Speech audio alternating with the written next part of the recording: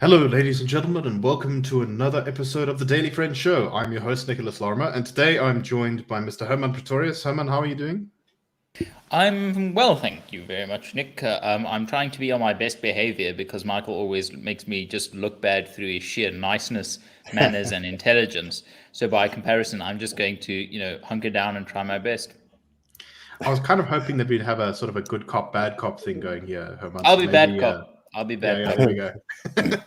And of course, we have the wise and wonderful Mr. Michael Morris. Michael, how are you doing? I'm very well, thank you. Very well, thank you. Thanks for those kind words, Herman. I'm not quite sure what to make of them and whether they're truly necessary. But yeah, all good, thanks. All good, thanks. We'll leave that to the audience to make its judgment on. And let us get straight into our first story, which is, of course, yet another example of the distastefulness of the economic freedom fighters. So, for those of you who have been following the news relatively closely, you will know that the Constitutional Court of South Africa has got an upcoming vacancy. I think the Chief Justice Mogoeng is retiring from the bench. Is that correct, Herman? Yes, but there are a few other vacancies as well. Right. So they are looking basically to put some new people on the Constitutional Court. And considering the Constitutional Court has done some pretty good stuff, we think, in defense of democracy and liberty recently, this is quite important because it's important that the new members are up to standard.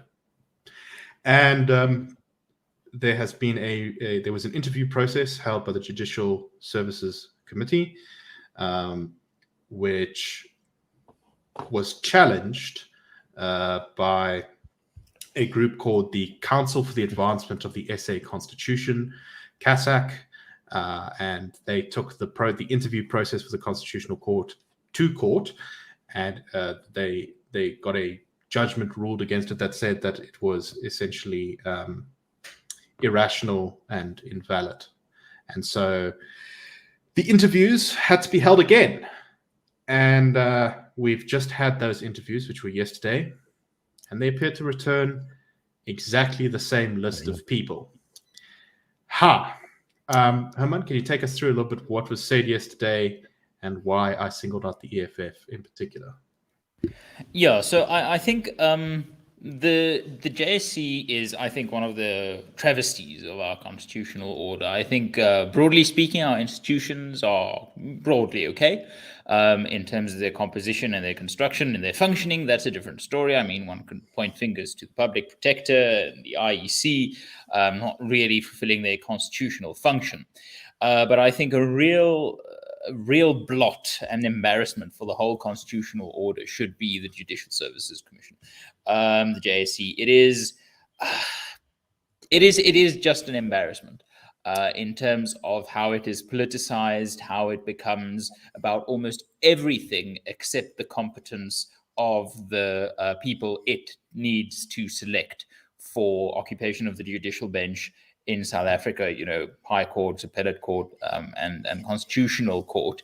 And it's got a long history of just being utterly, utterly awful. I mean, it is so bad it makes the Senatorial Judicial Committee in the US it makes them look moderately competent, even if you look at the abomination of the confirmations of, Justice Kirby Barrett, especially Justice Kavanaugh, where it was just a political what can we call it, excrement show, and part of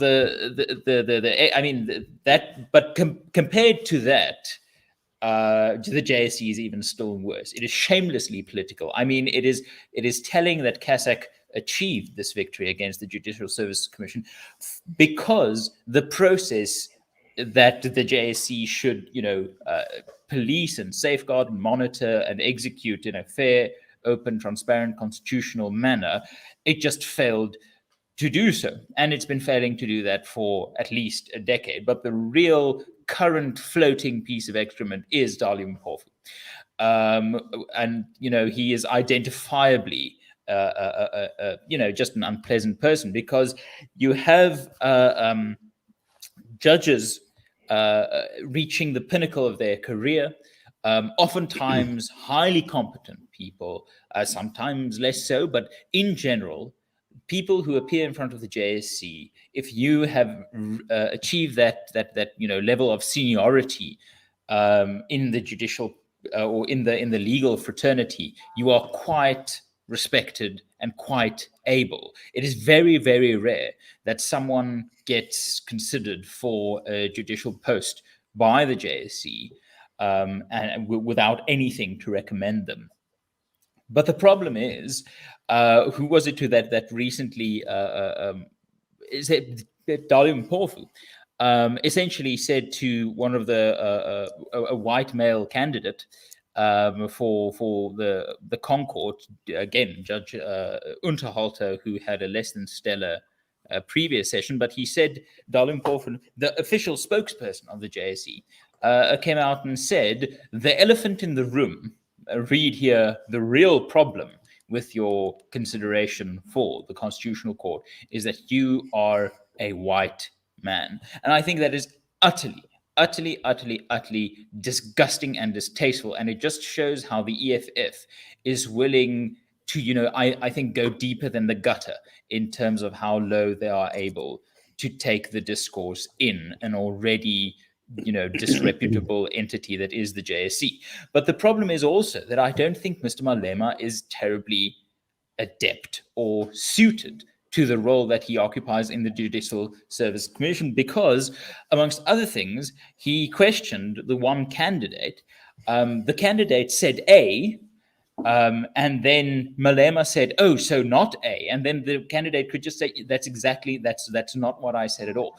So it has this body has no interest, perhaps personified by the EFF's membership of it, has no interest in actually finding meritorious people to occupy the bench. It is just a transformationist parade of political nonsense and, frankly, racism. So let me stop there. Well, I think there was also an aspect of how of what was kind of blatant, seeking how you might rule on shall we say, political questions. So there was basically one of the questioners was asking questions along the lines of, you shouldn't send an 8-year-old man to jail just because he was in contempt of court. You should go and explain it to him, because this is unjust and not in keeping with the principles of Ubuntu. I think stealing a lot of money is also not keeping with the principles of Ubuntu, but that's neither here nor there. Michael, what do you make of all this? I get the sense that because these hearings are public, that the EFF was perhaps taking the opportunity to do some race-baiting, electioneering kind of thing. What do you make of all this? I've no doubt there's an element of that, which makes it all the more cynical, really, doesn't it? Just one thing. I think it was in the question was actually put to, or the proposition was put to one of the other candidates. I think it was, is it Alan Dodson? Surname's definitely Dodson. Yes, no, I think you're right. Actually, I was trying to find the article in which I read that exchange, and I couldn't find it after sending it to you this morning, Larimer. So, Michael, I think you're right. No, it's no problem. I just mentioned it because Dodson himself came back with what really cuts to the heart of this thing. He says, or was quoted as saying, "There's not much I can do about the fact that I'm white. There's not much that I can do about the fact that I'm male." And this really does bring it to the heart of the thing. Is this, or are these two facts? I don't know, Michael. Technology is advancing all the time. and ideology, for that matter. You should perhaps just self-identify as something else. Yeah. I mean, there is that, but it's it takes the attention away from what really matters, which is judicial skill, or skill in law, how measured your intellect is, how capable you are of demonstrating disinterest, and all these, critically important things for the conduct of the judicial process and for our constitutional state and so on. So it really is, it's an absolute horror that we should be reducing it to this blunt and quite misleading point of distinction. It'd be like suggesting, it does in fact suggest that Carl Niehaus, L.B. Sachs, and Penny Sparrow are the same, and that you can judge them on exactly the same grounds, or any black people in much the same way. And it's really that, it's very much the reasoning, the rationale of the apartheid years. It raised all notion of individual identity and capability and skill and so on. It has no place in a rational and fair society at all. As the words of the classic rock song go, meet the new boss, same as the old boss. And seeing an awful lot of that nonsense going on here in this incredible racialization of the discussion of who should be in this key institution. Any final thoughts, Simon? Yeah, no, I think one of the ironies is that Julius Malema and Hendrik Verwoerd will probably share 80% of their worldview, in the really disgusting sense that them over there, those people, you watch interviews and you read interviews with Verwoerd, and he just speaks in these generalities, black people this and black people that, as if they are just, one hive mind of, inferiority. And you get to the same with people like Dalum Mpofu and Julius Malema speaking of white people as this hive mind of just right, and relying on these generalities and stereotypes to build this straw man of how the world actually is. Yes, but to perhaps a final remark from my side on this is the law is a very or the judiciary, the courts actually should fulfill a narrowish function. Now, I know the world over there is this instinct, and we see it in America, and we see it also in the UK and Germany, and of where there are demands made of courts to become policymakers. And I do think that is something quite dangerous and anti-democratic. The moment you start considering anything other than the ability of a judge to interpret law and apply it, you make them politicians, you make them policymakers, you make them the wielders of executive and legislative power.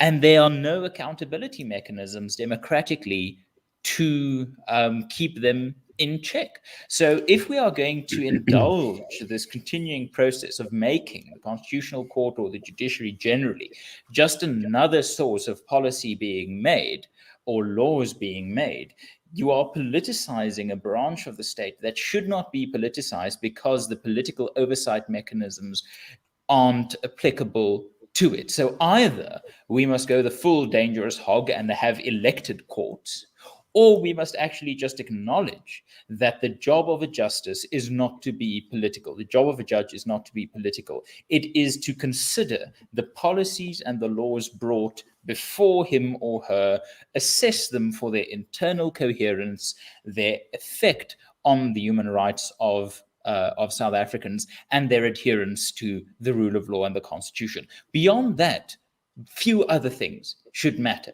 You can take that, package of that skill set, and you can measure it and weigh it, and based on that, our judicial system should be populated.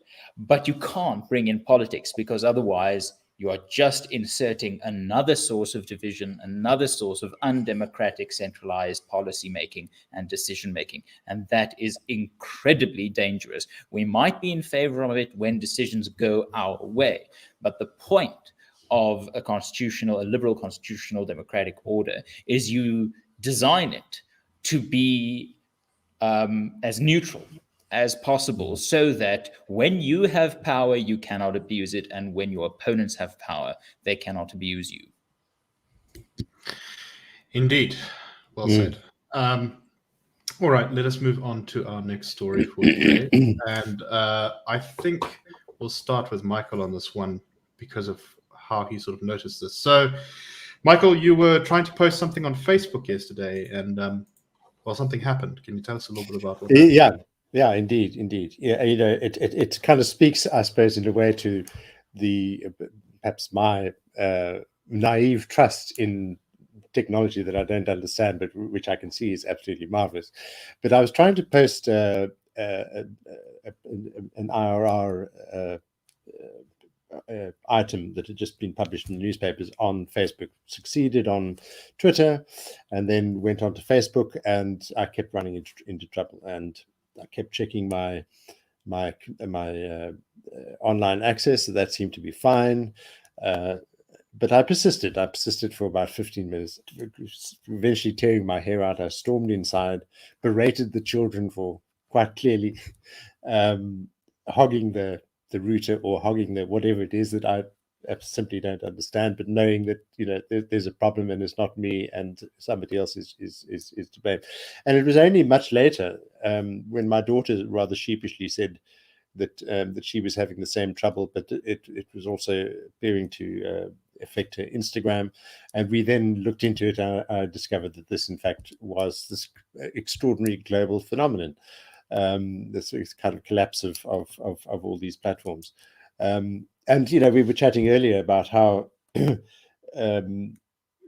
we've become so reliant on on this instant, very convenient access to people, to information, and we use it all the time. It's just a matter of course.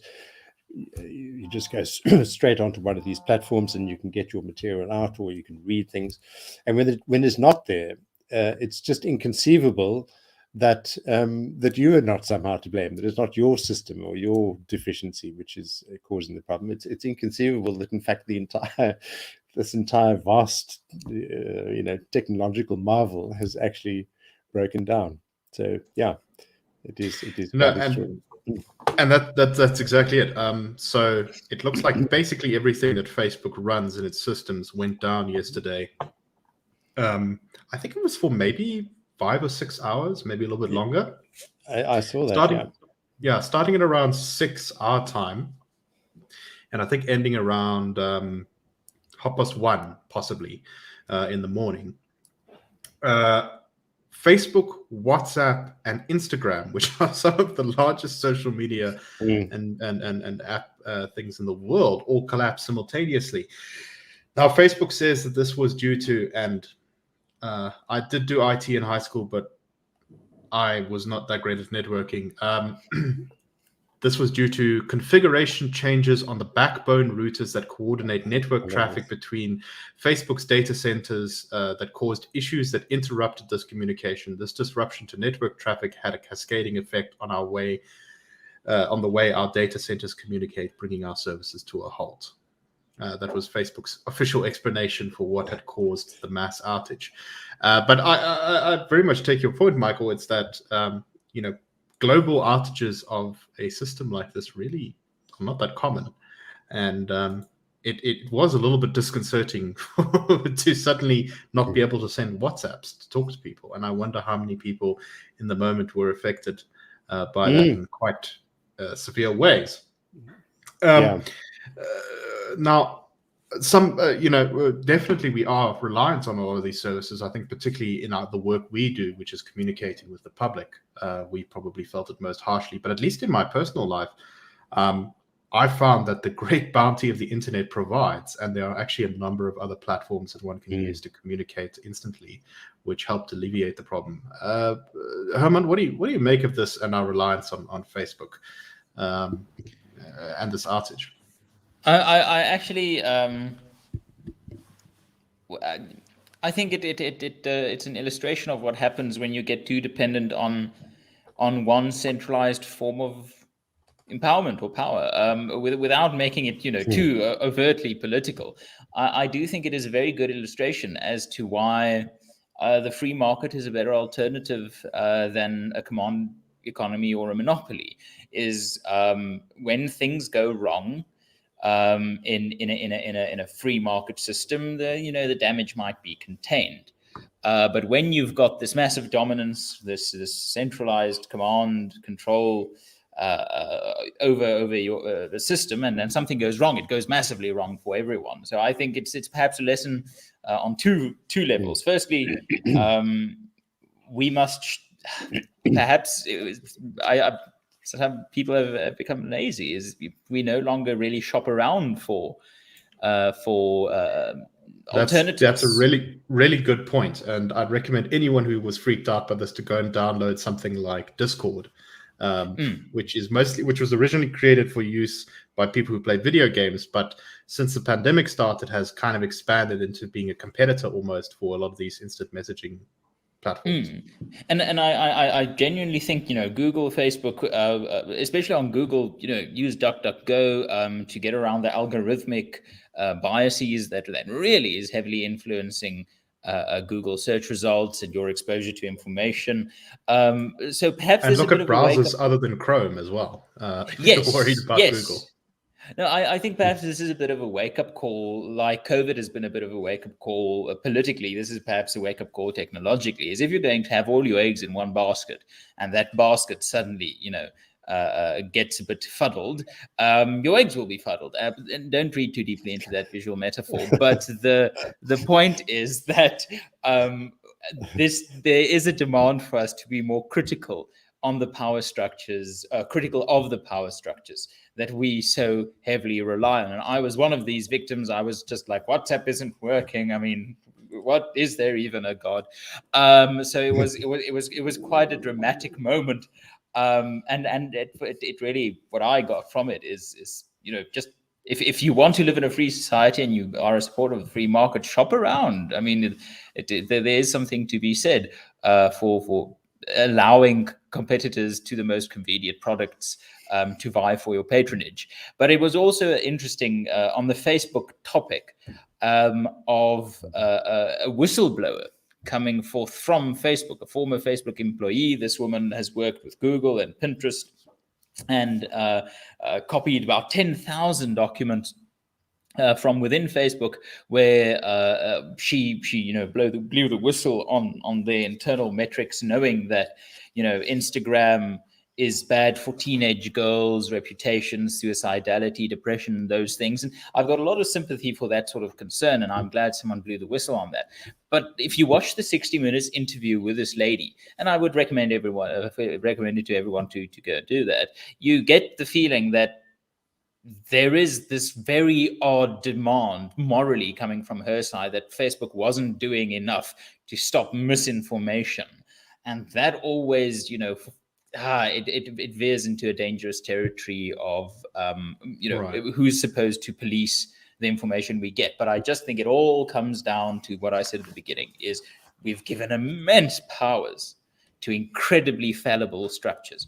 And we should really, really consider whether that has been wise and whether we can continue doing that. Right. No, that's. I think that's really good points. If you want to read more about sort of misinformation, fake news, and social media's attempts to control it, the IRR did publish a report which was co-authored by me, which you can find. So we know it's a good one. It was a good one. Yeah. Oh yeah, the good parts well, maybe not the parts written by me, but that's not important. And you can find that on irr.org.za/reports. Michael, any final things to say on this? I mean, I agree essentially with Herman's points. I can certainly vouch for the fact that my eggs were fuddled, as well as my basket. But that's, I mean, possibly a function of age. I mean, I haven't heard of half of these other things that you're talking about. I'm not on Twitter, and I use these tools actually only for professional purposes. I don't. Well, that's not quite true. But very, very marginally, there's a social element to my presence on Facebook. But I'm quite a bad.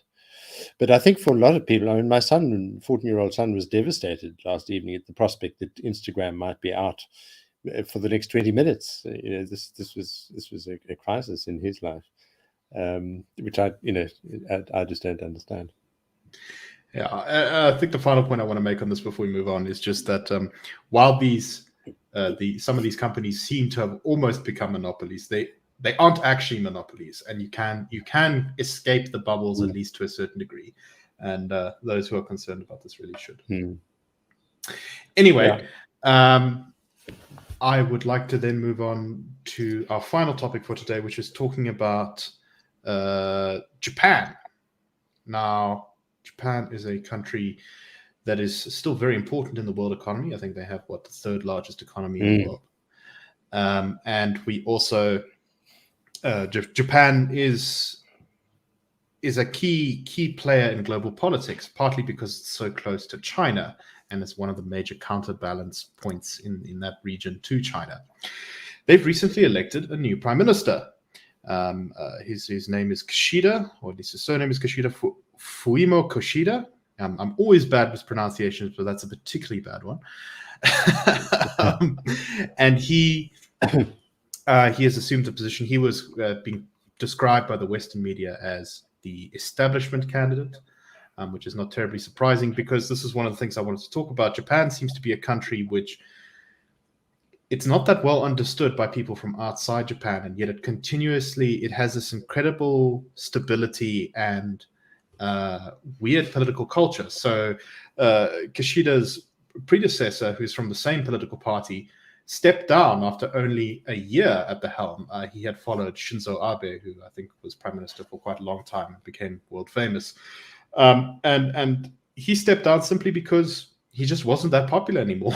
There was no great dramatic confrontation in parliament where people voted him out, a vote of no confidence or anything. He just sort of went quietly without causing a fuss. And I must say, it would kind of be nice to have that in our politics, at least just a little bit, don't you think, Mike? Yeah. I mean, there's that interesting culture of accountability in Japan, isn't there? People feel very strongly if things go wrong. I can't remember all the stories, but there've been so many stories over the years about the head of a train company that resigned because somebody complained that the bullet train was late or there was some issue. So yeah, I mean, it is very interesting.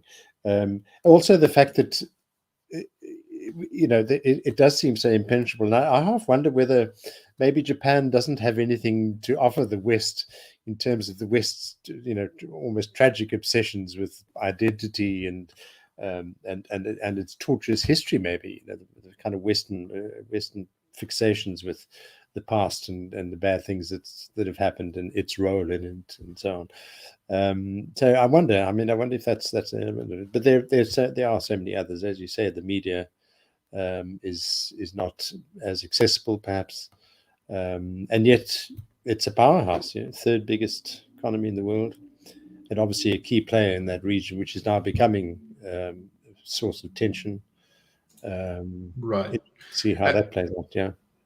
Yeah, no, and exactly. I think that's one of the big things that Kishida is going to have to address now, is because over the last couple of weeks, Taiwan has had multiple violations of its airspace by the Chinese Air Force. And so I think the Taiwanese president today said that if Taiwan falls to China, it will set off, it will have catastrophic consequences for East Asia.